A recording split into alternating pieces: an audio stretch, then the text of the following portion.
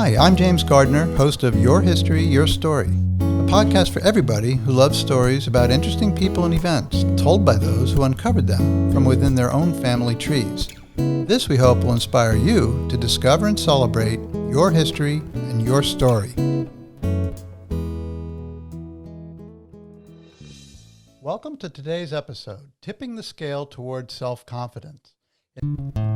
Hi, I'm James Gardner, host of Your History, Your Story, a podcast for everybody who loves stories about interesting people and events told by those who uncovered them from within their own family trees. This, we hope, will inspire you to discover and celebrate your history and your story.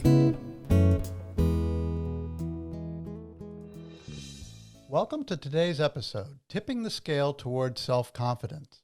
In this episode, I'll be speaking with Jennifer Rush Jacobs, who was a contestant along with her father on season 11 of NBC's The Biggest Loser. Jen is here to tell us about her journey towards self-confidence, not only as a result of her participation on The Biggest Loser, but from other experiences and people in her life, especially her mother, father, and the legacy of a famous ancestor of hers.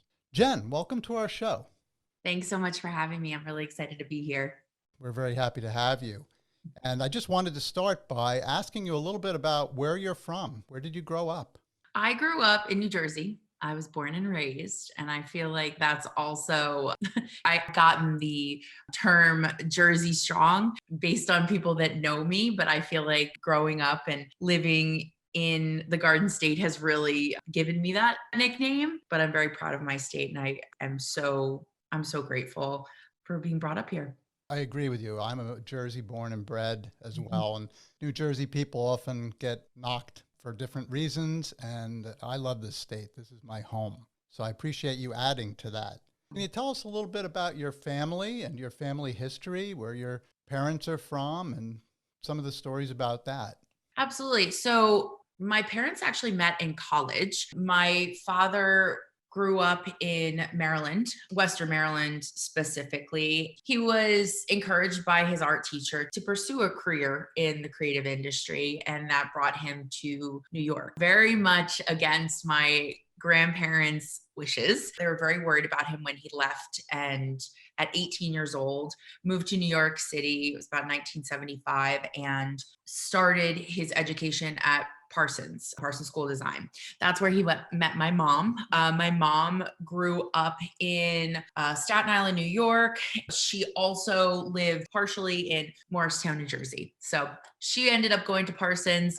They met there when they were both 18 and soon became married after that. So I want to say, I think it was 3 or 4 years after they met, they became a couple, or they became a married couple. So fast forward maybe 4 or 5 years, and I was born. My parents decided to move out to the suburbs of New Jersey. I think my dad might have been missing what life was like outside of the city. So they ended up moving and decided to have me. So at a very early age, both my parents were they were enmeshed, like I said, in the design world, but also both very much entrepreneurs. They ended up starting a business, which was a gift wrap company with partners of theirs. They became very successful in that business.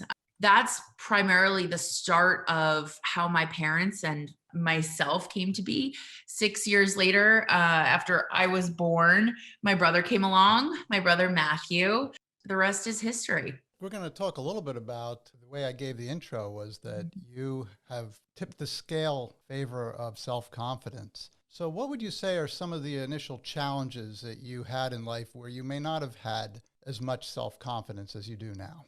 How I look back on it is when I was coming out of college, my family, we have a very unique relationship. We're very close. We get along in the greatest of ways, and like we can go head to head in the greatest of ways. And I think when you are close to your family members and enmeshed in that, and specifically from my point of view with being close to my parents, there's definitely a level, what I feel, of enabling that could happen. And I think that was what played into very early on. I remember when I came out of college, I was concerned that I didn't know how to go out on my own. And like, I remember talking to my parents and saying, like, how do people pay bills? Like, how do they have their own house? Or how are they personally responsible for like their lives and other people in their lives? That experience, it kind of sheltered me and kept me from pretty much going on my own and doing whatever necessary I needed to do to be more independent. Now, about how many years ago now was it that you and your dad decided to go on The Biggest Loser, and what precipitated that?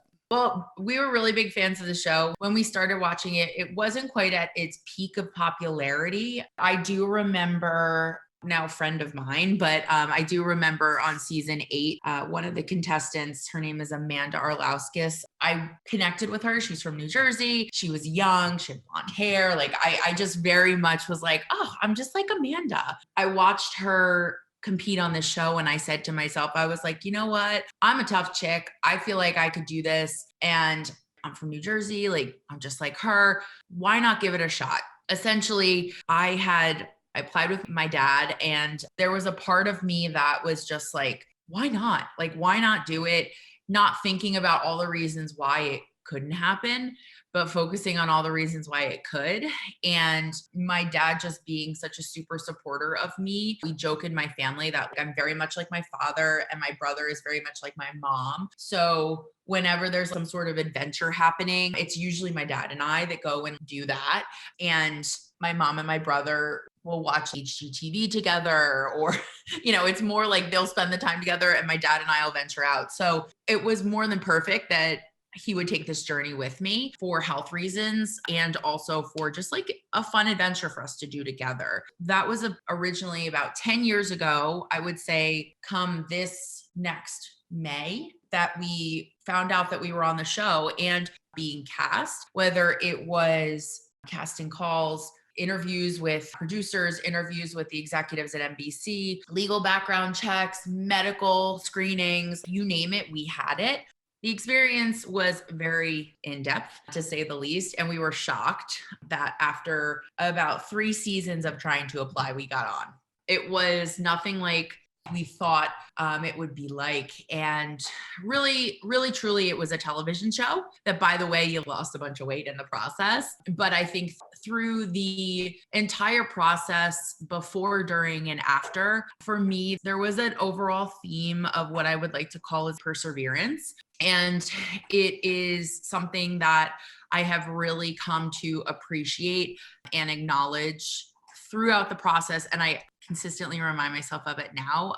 I never did give up. I never did quit. When stuff got hard, I just kept my head down and I kept doing the work that I needed to do. And through that journey, what I experienced and what I just spoke about before was, being so close to my dad, I realized that there was a lot that I relied on other people for and didn't take responsibility for. And it was there that I realized on the show, in a moment that the producers had to capture on camera, I had a conversation with my father saying that, like, we are here together, but we have to be here separately. And I have to do this for me, and you have to do this for you. They were moments like that, that those thoughts of persevering and never giving up, even when it gets really, really tough, really helped to carry me through the entire experience during and today.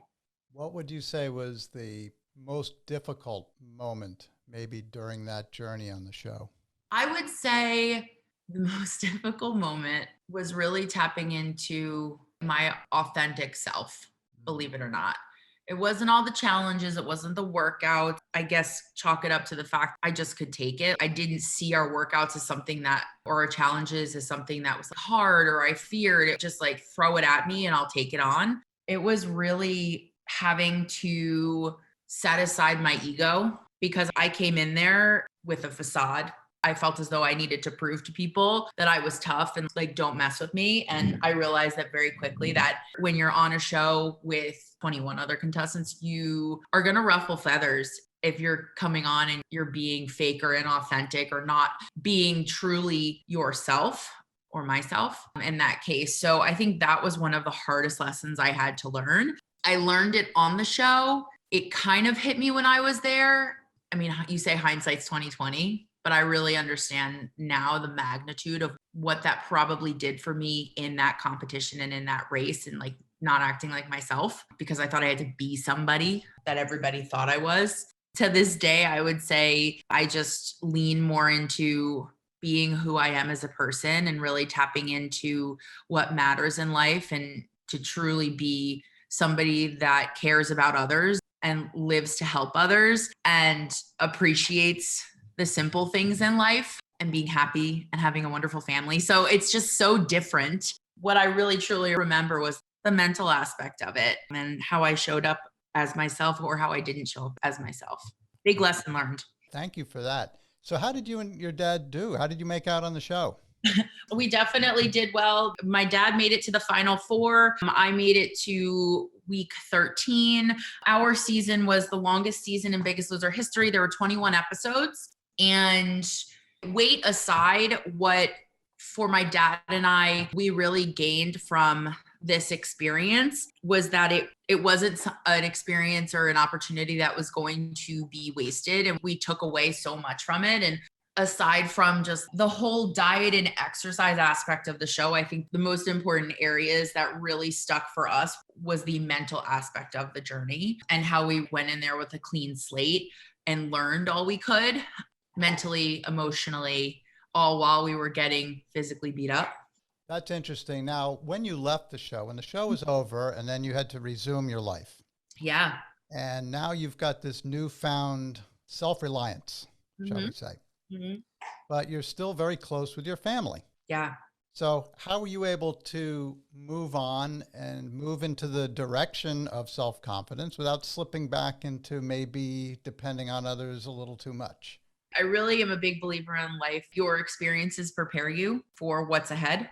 And that experience of understanding how I needed to do it for myself, I needed to be my own person, take action myself, really prepared me in a way. After I came off the show, I decided that I was going to shift careers. I worked with my family in a small branding and marketing firm, and I really wasn't happy. Not to say that I wasn't happy with my family, but it was just, I didn't work with the kind of clients or people that had the same interests as me. It was just a very stressful and a very critical industry. So once I came off the show, I said, I would like to work with people that are more my age. I was 28 at the time, and I wanted to just be more active in my day-to-day instead of sitting at a desk. So I sought out the job, which was the first time in a very long time that I was getting an actual paycheck every 2 weeks. Every single thing on my pay stub went directly to any agencies that could have my name on public record. And what I've spoken about is like personal responsibility. Well, prior to the show, I wasn't as personally responsible as I could have been, to the point where when I started my job 6 months in, debt collectors were coming after me with trying to garnish my wages. And they did. They levied my bank accounts.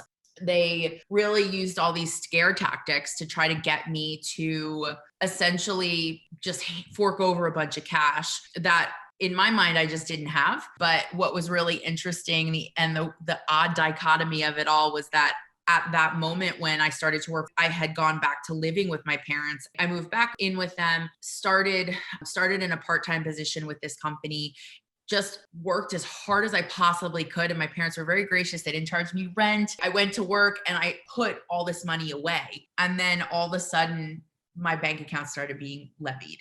Fast forward to my brother actually making a connection between me and your daughter, Jen. And we were able to talk. She was working at a salon where I was getting a haircut. And we were just chatting. I was explaining to her about my financial issues. And she's like, you should talk to my parents, but I will have you know that they're very serious about helping people. I just want you to know that they're not interested in you wasting their time. And I was like, okay. Like, I really am dedicated to digging myself out of this hole. And I'm really interested in getting support and help with this. And it was really a blessing in disguise because James, I remember when we first chatted, you had said to me, you're like, I don't understand how you have all of these debt collectors coming to you, but you have $11,000 in savings and you don't know what to do with it. That's a very interesting position to be in. I really, at that point, had to lean into and trust what you and Kelly knew and how you could help me really had helped me to turn my life around, become debt free, and really live with the financial freedom that I had always wanted to and knew that I always could have.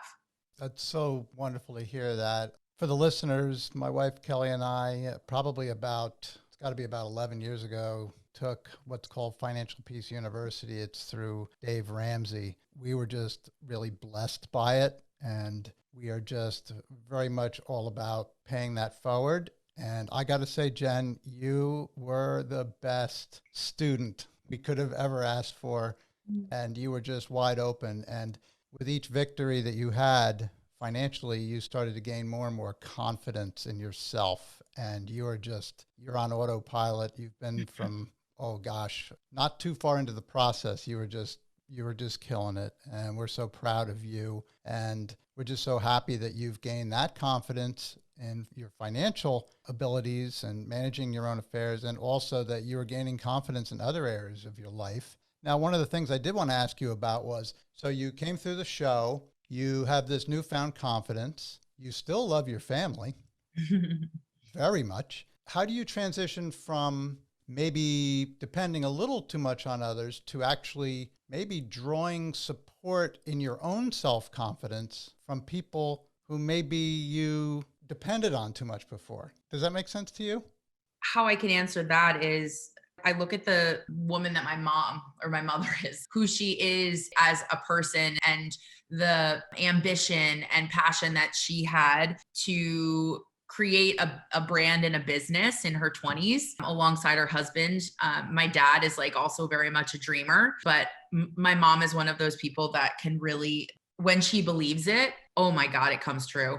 Like it is like she's able to see a vision, create it, and manifest it, but the belief has to be there. So that's where that I think that self-confidence piece really comes from. And really watching my parents do it at a very early age has really helped me to say, like, you have the power and the capabilities to create any life that you truly want to live. And it really, truly is within your hands. I look at the people that my parents are with like I said, my mother being just very ambitious. My father being, he's a yes man. He knows the power of possibility. You take those two ideas and then you add in, I guess you could say I'm hardworking, very structured. I appreciate routine. When I find what works for me and I find a structure that works for me, laying that groundwork underneath that ambition and possibility or vision for a future, it really has invigorated my sense of self-worth, self-confidence. And that's not to say that I don't also have my own shortcomings still. Life is all about a journey and growing and learning in the process. But I think what really allowed me to really overcome a massive setback that I thought, especially coming out of a reality TV show experience and going back into real life and almost taken, like all the money taken away from me that I had worked so hard for. I think it was those feelings that allowed me to just actually dig my heels in and say, actually, no, I'm not going to do this again. And I'm going to go about this in the really smart way. I know that I can do it. And I know that I have people in my court that can help me to get there. The support and really looking into and leaning into where I came from and my upbringing has really catapulted me in the direction that I am in now and that I am continuing to go. Wow, that's a great story. Something we mentioned in the beginning of this podcast was that there's somebody in your family tree whose legacy has also inspired you. And as a matter of fact, you are partially, I should say, your middle name is that ancestor. Who is that person? My sixth great grandfather is Benjamin Rush, who signed the Declaration of Independence. I haven't looked far enough into my lineage or researched into it to know, James, you probably know more about him than I do. I know a few things about him. But what I do know is that he comes from the father's side of my family. Yes, sixth great grandfather. And my dad actually wanted to name me Rush. And my mother's like, you're crazy. She's going to get made fun of. No. So it ended up being Jennifer Rush Jacobs, which has a nice ring to it, I think. Yeah, I've always liked that name. I'm proud of it. Let's put it that way. Yeah. Well, how could you not be proud of a signer of the Declaration of Independence?